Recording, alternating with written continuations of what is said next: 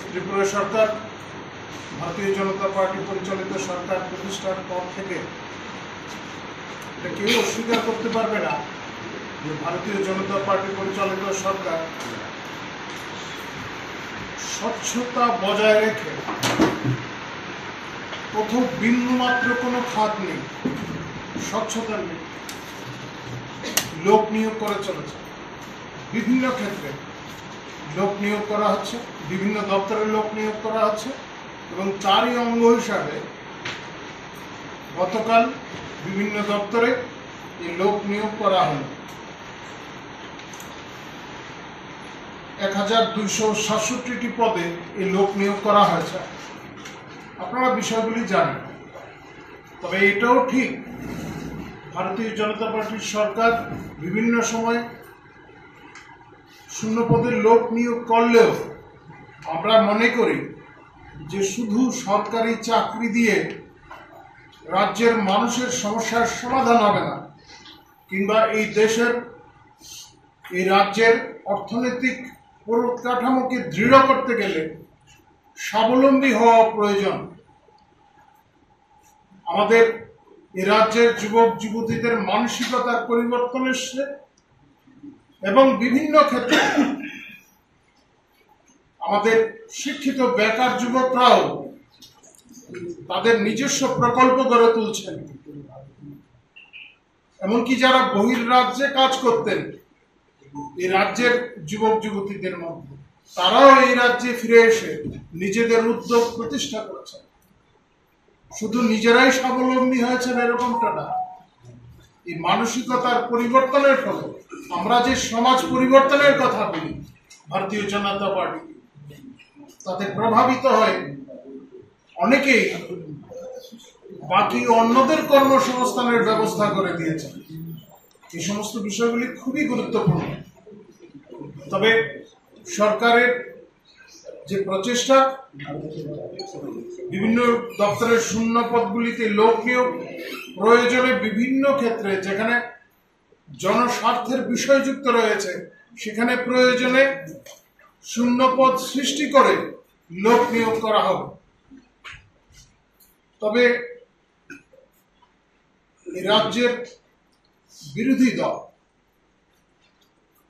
প্রধান বিরোধী দল, যদিও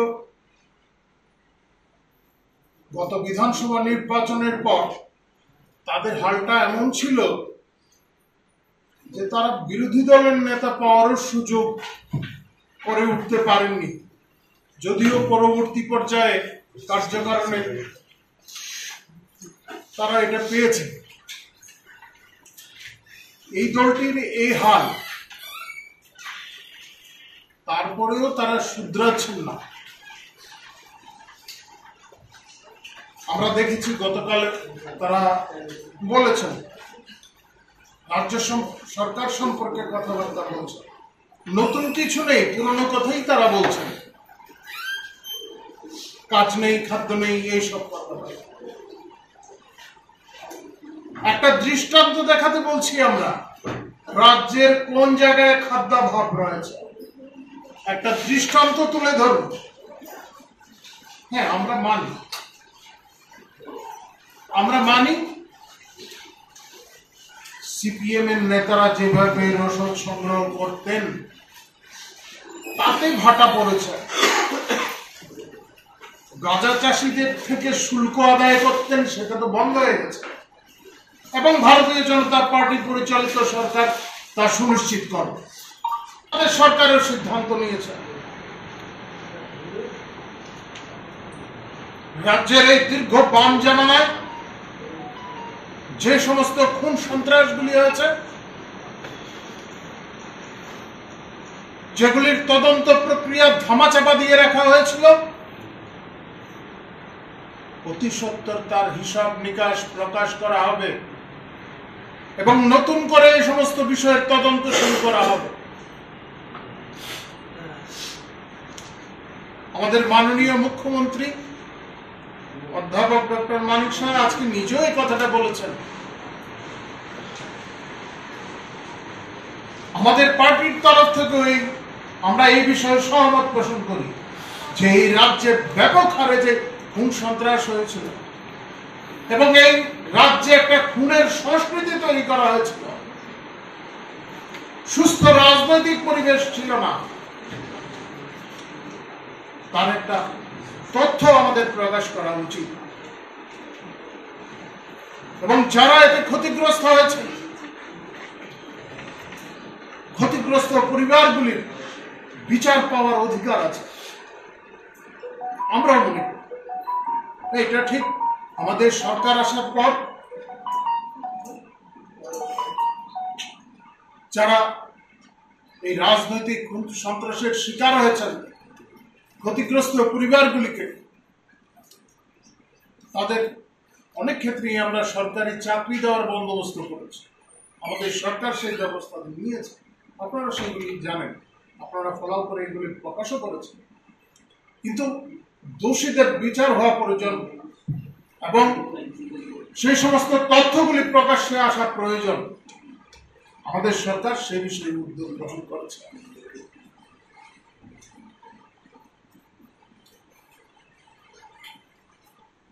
দুর্নীতির কথা বলছেন,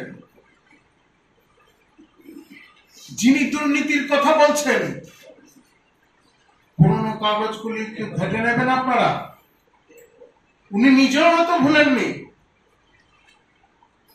যাকে জড়িয়ে এত দুর্নীতির খবর ছিল।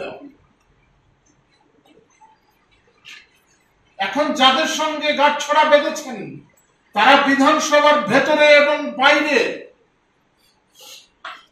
কিভাবে দুর্নীতির অভিযোগগুলি তুলে ধরেছিলেন আপনার বিরুদ্ধে।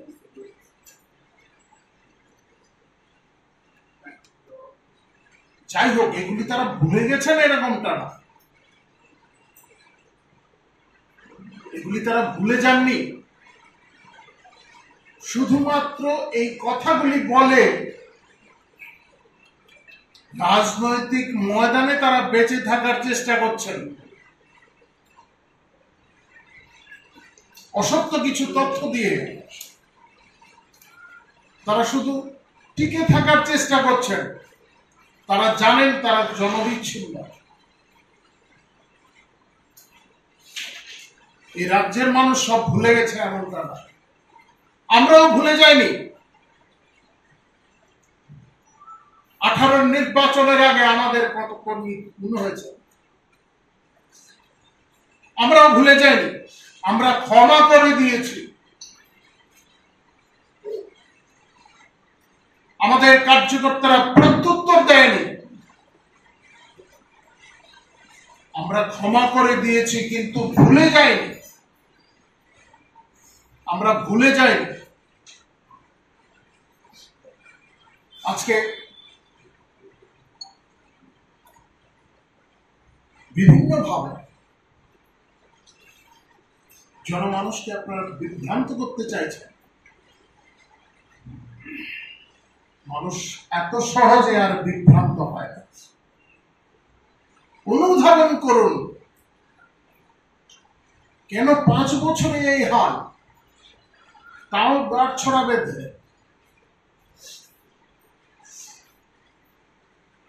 যাই হোক, আমার বিশ্বাস যারা মানুষকে বিভ্রান্ত করতে চাইছেন তাদের সম্মতি ফিরবে, কারণ তথ্য আমাদের কাছে আছে। আমরা আরো তথ্য প্রকাশ করব। আপনাদের হাল অভিজ্ঞতা আমরা জানি, আপনাদের শাসনকালে কি কি হয়েছে সব আমরা জানি। তথ্য আমরা তুলে ধরব, ছাপার অক্ষরে সব আছে।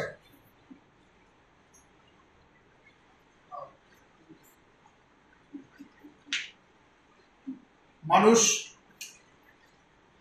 আপনাদের এতটা পিছিয়ে ঠেলে দিয়েছে, তারপরেও আপনারা বিরোধী দলে থেকে আপনারা দায়িত্ব পালন করছেন না। মানুষ আপনাদের বিরোধী দলের ভূমিকা পালন করার জন্য বলেছে, দায়িত্ব দিয়েছে আপনাদের, সেই দায়িত্বটা আপনারা পালন করছেন না। এবার মানুষ আপনাদের তো শাসন ক্ষমতা থেকে সরিয়েছে, এই যে বিরোধী দলের দায়িত্ব সেটা আপনারা পালন করছেন না।